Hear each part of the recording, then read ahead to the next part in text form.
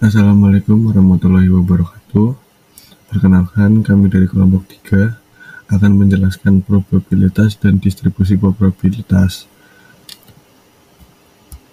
Ini untuk anggota kelompok kami yang berisikan 6 orang. Yang pertama, Lutfil Hakim dengan NIM 06800 dan Ilva Nirna dengan NIM 06819 dan Oktadini dengan NIM 06842 dan yang Rizky Janardana dengan NIM 06826 dan M. Sulaiman dengan NIM 06818 dan Tiara Bivani dengan NIM 06803.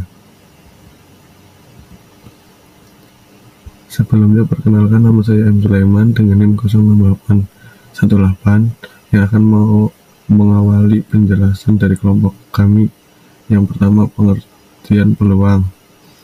Peluang semata-mata adalah suatu cara untuk menyatakan kesempatan terjadinya suatu peristiwa secara kuantitatif. Peluang dinyatakan sebagai nilai-nilai numeris baik dalam bentuk pecahan maupun desimal antara 0 dan 1. Peluang sama dengan 0 berarti sebuah peristiwa tidak bisa terjadi, sedangkan peluang sama dengan 1 berarti peristiwa tersebut pasti terjadi. Salah satu cara untuk menyatakan peluang dari suatu peristiwa adalah penggunaan diagram Venn. Diagram Venn berbentuk persegi panjang untuk menyatakan semua peristiwa yang bisa terjadi. Lingkaran untuk menggambarkan peluang terjadinya peristiwa tertentu. Penggambaran diagram umumnya tidak menggunakan skala yang sesungguhnya. Artinya jika peluang terjadi peristiwa hujan 30%, bukan berarti bahwa lingkungan yang dimaksud luasnya harus 30% dari luas persegi panjang. Peristiwa. Ada dua jenis peristiwa, yakni peristiwa sederhana dan peristiwa majmuk. Peristiwa sederhana tidak dapat dibagi lebih lanjut lagi ke dalam komponen-komponen peristiwa. Peristiwa majmuk selalu memiliki 2 atau lebih komponen peristiwa sederhana. Peristiwa kartu skop secara definisi adalah peristiwa sederhana karena hanya ada satu jenis kartu skop dalam setumpukan kartu bridge.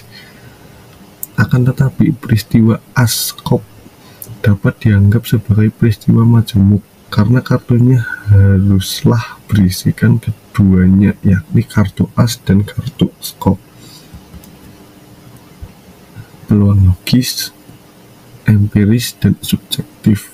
Definisi peluang logis dari sebuah peristiwa adalah rasio antara jumlah peristiwa yang bisa terjadi dengan jumlah semua hasil yang bisa terjadi, di mana hasil ini dapat diurutkan dari sebuah eksperimen atau secara notasi.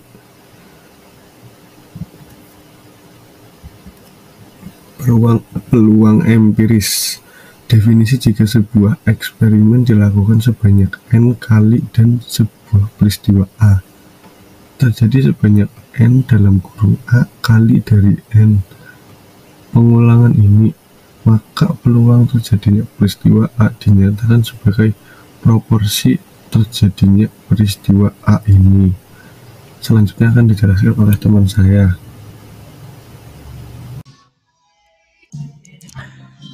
Di sini saya akan melanjutkan apa yang telah teman saya jelaskan pada slide sebelumnya. Pada saat ini membahas tentang peluang subjektif. Peluang subjektif adalah sebuah bilangan antara 0 dan 1 yang digunakan seseorang untuk menyatakan perasaan ketidakpastian tentang terjadinya peristiwa tertentu. Peluang 0 berarti seseorang merasa bahwa peristiwa tersebut tidak mungkin terjadi, sedangkan peluang 1 berarti bahwa seseorang yakin bahwa peristiwa tersebut pasti terjadi. Ruang sampel atau ruang hasil adalah semua hasil yang mungkin dari sebuah eksperimen. Jumlah titik yang dianggap sebagai representasi setiap peristiwa dalam ruang sampel ini dinotasikan dengan N, sedangkan jumlah peristiwa yang sedang diamati dinotasikan dengan huruf N kecil. Secara formal, ruang sampel ini dinyatakan dengan huruf S. kapital. Untuk kemudahan bentuk penulisan ruang sampel ini menggunakan teori himpunan seperti contoh berikut ini. Contoh sampel LLL, LL, P, LPL, LPP, PLL, PLP, PPL, PPP. N atau representasi peristiwanya 8. Definisi peluang dari ruang sampel S atau P sama dengan 1. Beberapa kaidah mencacah ruang sampel. Yang pertama ada permutasi. Permutasi ialah susunan yang dibentuk oleh seluruh atau sebagian dari sekumpulan objek. Kaidah 1, banyaknya permutasi dari n objek yang berbeda adalah n faktorial. N faktorial sama dengan n dikali n min 1 dikali n min 2 dikali 2 kali 1.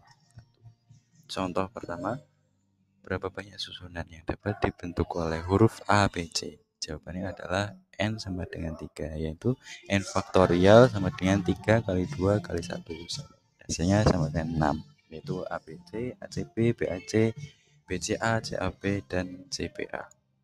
Kaidah 2. Banyaknya permutasi akibat pengambilan R objek dari N objek yang berbeda adalah N PR sama dengan N faktorial dibagi N dikurangi R faktorial. Contoh kedua, 2 kupon lotre diambil dari 20 kupon untuk menentukan hadiah pertama dan kedua. Hitunglah banyaknya titik sampel dalam ruang sampelnya. Banyaknya titik sampel adalah 20 W2 sama dengan 20 faktorial dibagi 18 faktorial sama dengan 20 dikali 19 sama dengan 380. Contoh ketiga, berapa banyak cara sebuah regu basket dapat menjadwalkan 3 pertandingan dengan 3 regu lainnya bila semuanya bersedia pada 5 kemungkinan tanggal yang berbeda. Jawabannya, banyaknya kemungkinan pada pertandingan adalah 5P3 sama dengan 5 faktorial dibagi 5 kurangi 3 faktorial sama dengan 5 kali 4 kali 3 sama dengan 60. Kaidah 3, banyaknya permutasi yang berbeda dari n objek dari n1 di antara berjenis pertama, n2 berjenis kedua, n berjenis ke k adalah n faktorial dibagi n1 faktorial bagi n2 faktorial hingga n terakhir faktorial. Contoh 4. Rangkaian lampu hias untuk pohon Natal terdiri dari 3 lampu merah, 4 kuning, dan 2 biru.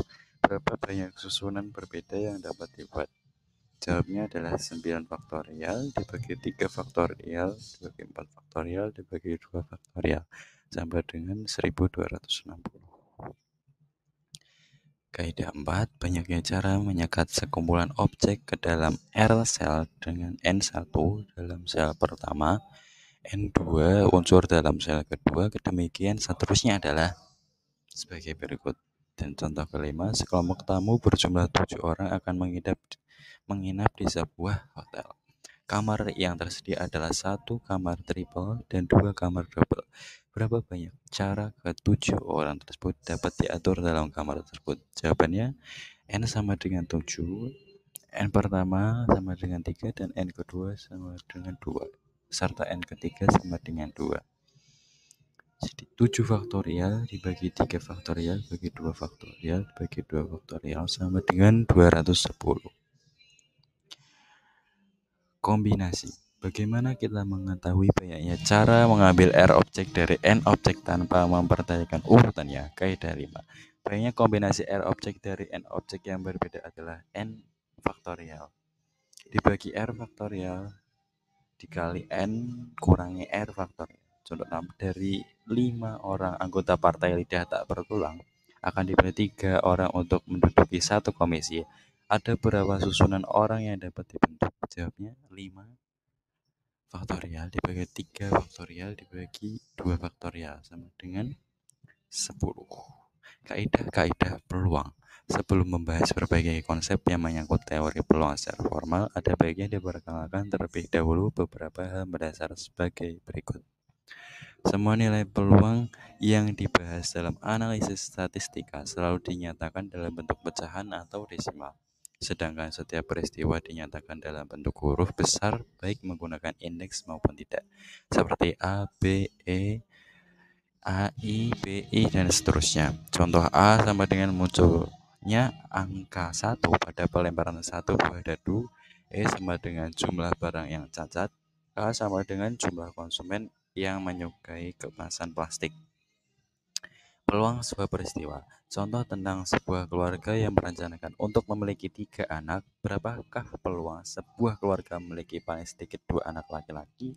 Untuk menjawabnya perlu diketahui jumlah peristiwa yang bisa terjadi. Misal E paling sedikit 2 anak laki-laki. Kita tahu E sama dengan laki-laki 3 kali. Laki-laki, perempuan, laki, perempuan, laki, perempuan, perempuan, laki-laki, perempuan, laki, perempuan, laki, perempuan. Dari S ini bisa dilihat bahwa E adalah kumpulan dari titik-titik laki-laki, perempuan, laki-laki, dengan menggunakan rumus 1. P E sama dengan NE dibagi N sama dengan 4 dibagi 8 sama dengan 1 sama dengan 1/2. Contoh lain, berapa peluang munculnya angka ganjil pada pelemparan 1 buah dadu? Jawab S sampel sama dengan 1, 2, 3, 4, 5, 6. Maka N keseluruhan adalah 6. Misal A peristiwa muncul angka ganjil A sama dengan 1, 3, 5. NA sama dengan 3. Di sini saya akan melanjutkan penjelasan dari teman saya pada slide sebelumnya, yaitu peluang peristiwa sederhana. Jika peristiwa E menghindarkan terjadinya peristiwa E faktorial, maka P E faktorial sama dengan A min P E. Peristiwa ini disebut juga sebagai peristiwa komplementer. Secara diagramatis, peristiwa ini dapat dilukiskan seperti gambar yang tertera pada slide berikut. Contohnya yaitu berapa peluang munculnya bukan angka genap pada pelemparan sebuah dadu? Jawabannya yaitu misalnya G adalah peristiwa munculnya angka genap ya pada G sama dengan 2, 4, dan 6, maka P G sama dengan 3/6 sama dengan 1/2. G faktorial sama dengan 1 min PG sama dengan 1 min 1/2 sama dengan 1/2. Selanjutnya itu peluang peristiwa majemuk. Yang pertama, peristiwa saling eksklusif. Definisinya itu dua peristiwa A dan B dikatakan saling eksklusif jika kedua peristiwa ini tidak memiliki titik sampel yang sama atau tidak ada irisan antara kedua peristiwa. Secara diagramatis, peristiwa saling asing dapat dilukiskan pada gambar tersebut. Secara matematis, aturan ini dituliskan sebagai berikut, yaitu PA atau P sama dengan PA atau P sama dengan PA ditambah PB. Rumus ini juga berlaku bagi K. Dua peristiwa A1, A2, dan seterusnya sampai AK dengan mengambil bentuk PA1 atau A2 atau dan seterusnya atau AK sama dengan PA1 ditambah PA2 dan seterusnya ditambah PAK. Contohnya itu yang pertama, atas prestasinya, seorang manajer pemasaran memperoleh penghargaan untuk mengunjungi 3 negara. Dia memutuskan untuk memilih secara acak 3 dari 5 negara yang tersedia, yaitu Amerika, Belanda, China, Denmark, dan Ekuador. Dengan mengambil inisial dari nama negara tersebut, berapa peluang Amerika dan Belanda selalu terpilih bersamaan, atau China dan Ekuador selalu terpilih, atau Belanda, China, dan Denmark? Jawabannya itu ruang sampel dari kombinasi pilihan adalah S, ABC, ABD, ABE, ACD, ACE, ADE, BCD, BCE, BDE, CDE, KN sama dengan 10.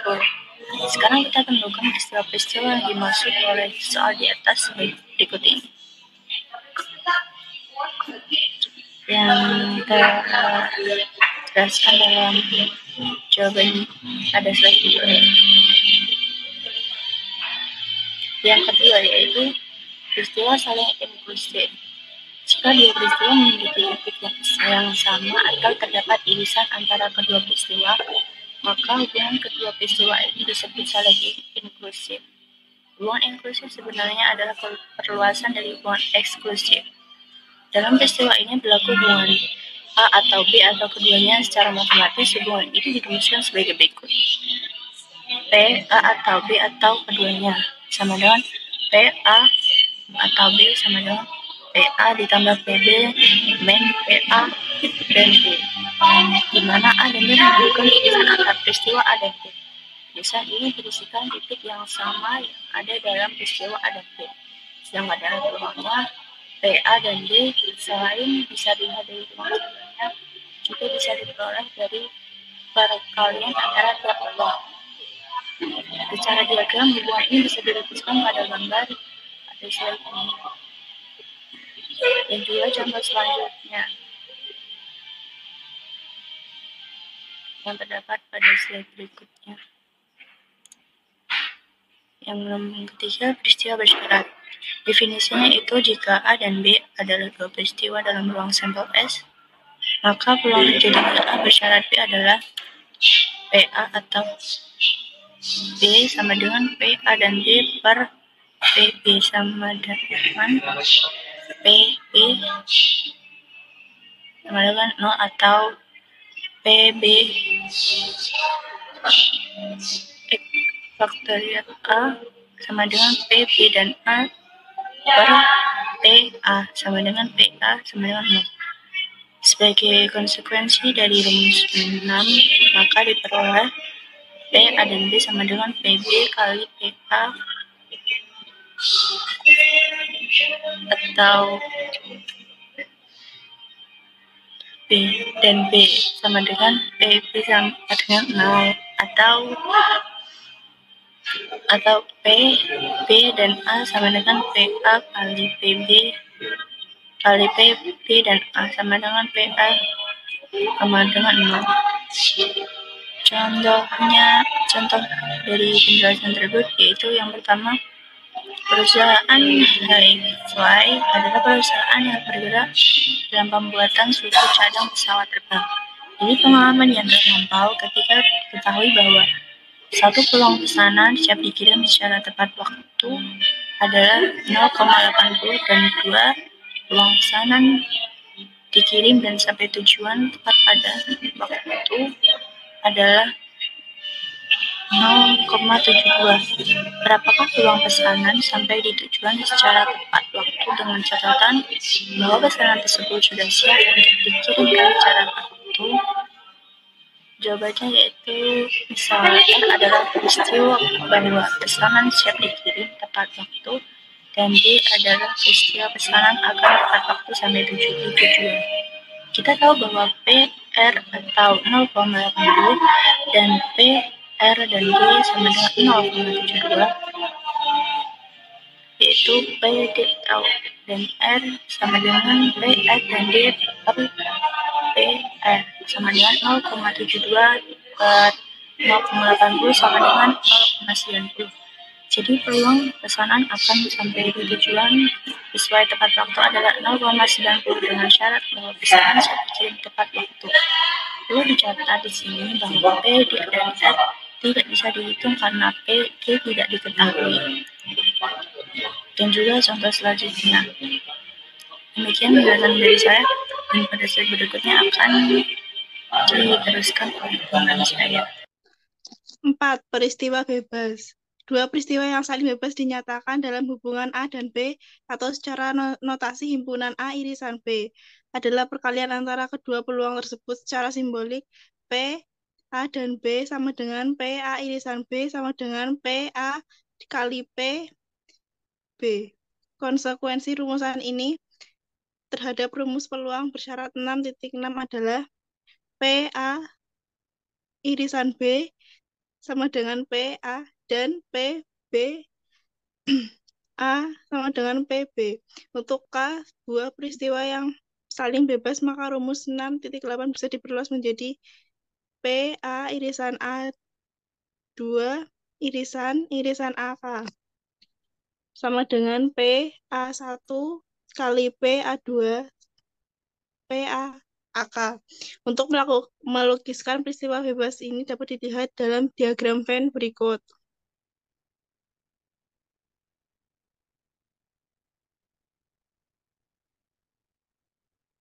Contoh 13, lihat kembali tabel yang berisikan hasil pelemparan dua buah dadu. Tabel tersebut diubah dengan menggantikan angka jumlah yang muncul menjadi kombinasi angka seperti tertera pada tabel 2. Berapa peluang dadu kedua memunculkan angka 6 bersyarat dadu pertama memunculkan angka 4. Apakah A bebas dari B? Tabel 2, kombinasi angka pelemparan dua buah dadu. Jawab misal B, peristiwa munculnya angka 6 pada dadu kedua, dan A, peristiwa munculnya angka 4 pada dadu pertama. Hasil di atas ternyata sama dengan P, B sama dengan 1/6. Jadi A bebas dari B.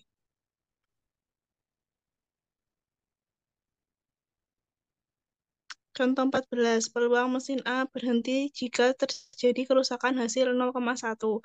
Sedang peluang mesin B berhenti adalah 0,2. Jika kedua mesin saling bebas, berapa peluang kedua mesin berhenti secara bersamaan? Jawab, misal E, peristiwa menjadi A berhenti dan F, peristiwa mesin B berhenti. P, E dan F sama dengan P, E irisan F. Sama dengan P, E, PF. Sama dengan 0,1 dikali 0,2 sama dengan 0,02. Catatan penting, perlu dicermati bahwa peristiwa saling bebas tidak sama dengan peristiwa eksklusif. Dalam konsep teori himpunan, peristiwa saling eksklusif tidak mempunyai ruang sampel yang mengandung titik yang sama atau irisan. Sedangkan dalam peristiwa saling bebas, dua peristiwa A dan B akan memiliki titik yang sama jika A dan B mempunyai peluang yang tidak nol. Distribusi probabilitas.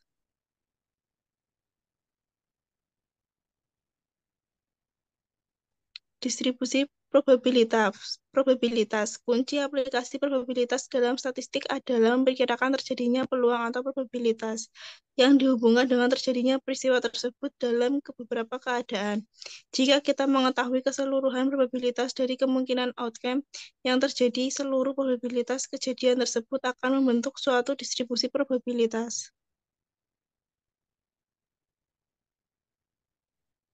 Macam distribusi probabilitas. 1. Distribusi binomial atau Bernoulli. 2. Distribusi Poisson. 3. Distribusi normal atau Gauss. 1. Distribusi binomial. Penemu distribusi binomial adalah James Bernoulli, sehingga dikenal dengan sebagai distribusi Bernoulli, menggambarkan fenomena dengan dua hasil atau outcome, contoh peluang sukses dan gagal, sehat dan sakit, dan sebagainya.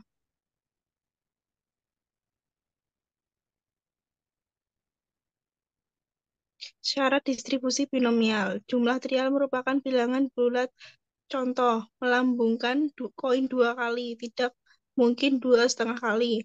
Setiap eksperimen mempunyai 2 outcome atau hasil. Contoh, sukses atau gagal, laki atau perempuan, sehat atau sakit, setuju atau tidak setuju.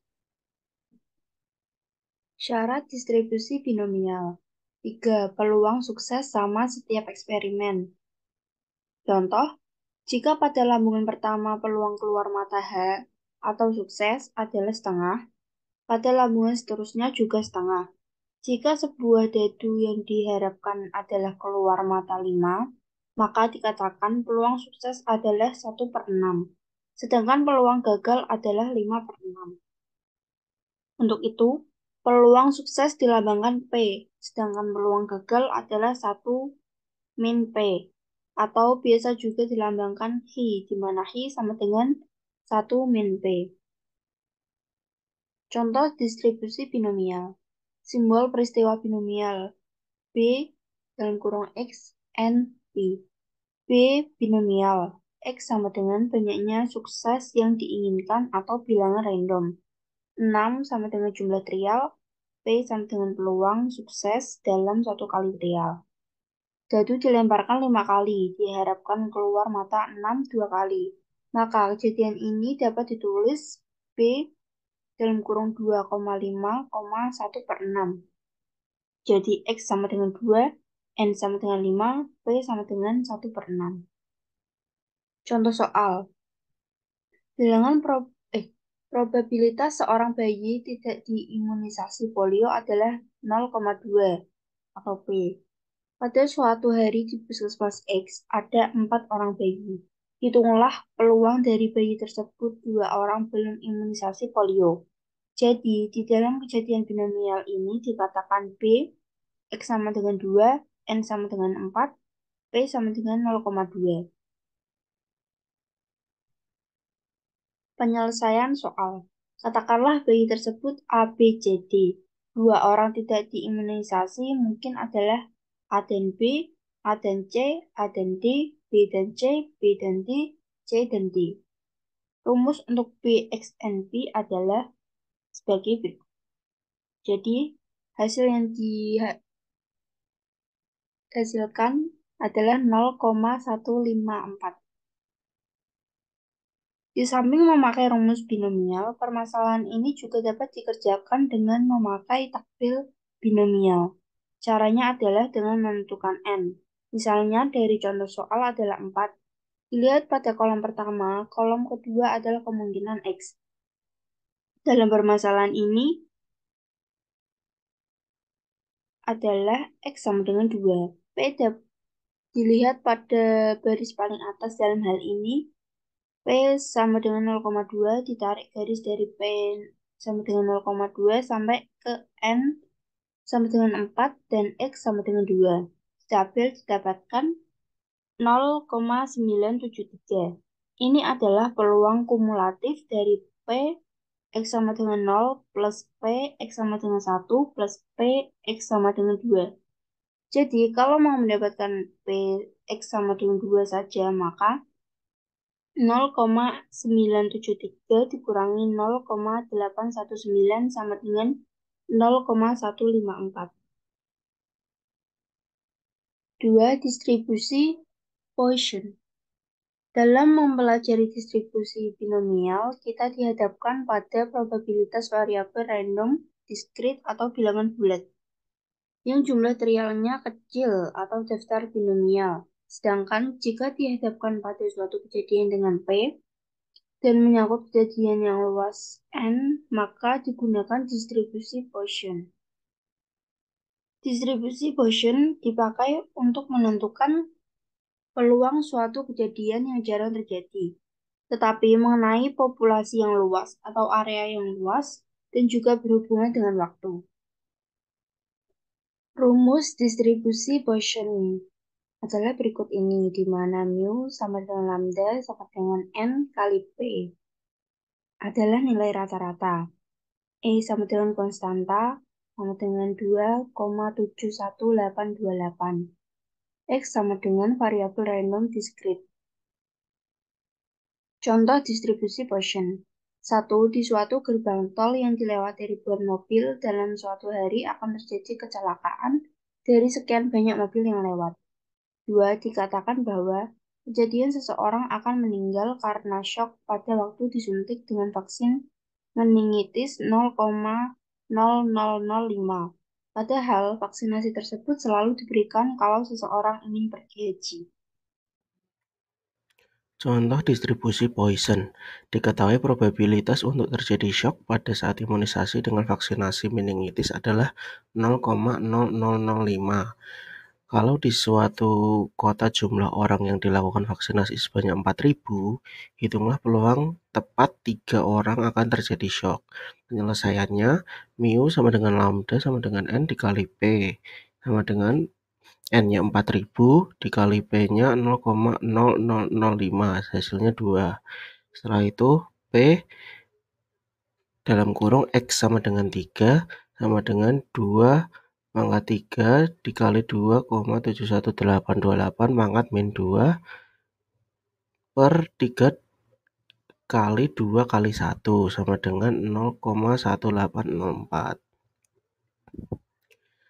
Penyelesaian dengan tabel distribusi Poisson ada 3. Jika baris sama dengan mu sama dengan lambda. Jika kolom sama dengan X. Setelah itu yang ketiga ada P dalam kurung X sama dengan 3 sama dengan 0,857 dikurangi 0,677 sama dengan 0,180. Yang ketiga ada distribusi normal atau Gauss.